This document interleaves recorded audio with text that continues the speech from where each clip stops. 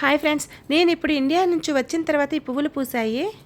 నేను ఇంతకుముందు వీడియోలో చెప్పాను కదండి, నేను ఇండియాకి వెళ్ళి 5 నెలల తర్వాత నేను వచ్చేసరికి కువైట్లో ఉండే నా చెట్లన్నీ చనిపోయాయి, చాలా చెట్లు ఎండిపోయాయని. ఇప్పుడు నేను వచ్చిన తర్వాత ఇవన్నీ మొగ్గలేసాయి, పువ్వులు పూస్తున్నాయి. ఇక్కడ చెట్లు చాలా రేట్లు ఉంటాయి, అయినా కూడా నేను చాలా రకాల చెట్లు తీసుకొచ్చాను. నా దగ్గర దాదాపు 8 రకాల మందారాలు ఉండేవి. నేను ఇండియాకి వచ్చి 5 నెలలు ఉన్నాను. అప్పుడు చెట్లన్నీ ఇక్కడ ఎండిపోయాయి. ఆ ఎండిపోయిన చెట్లు ఇప్పుడు మళ్ళీ చిగురిస్తున్నాయి. ఇప్పుడు ఇక్కడ ఎండల కాలం స్టార్ట్ అయింది కాబట్టి ఇంకా చెట్లు చాలా చనిపోవచ్చు.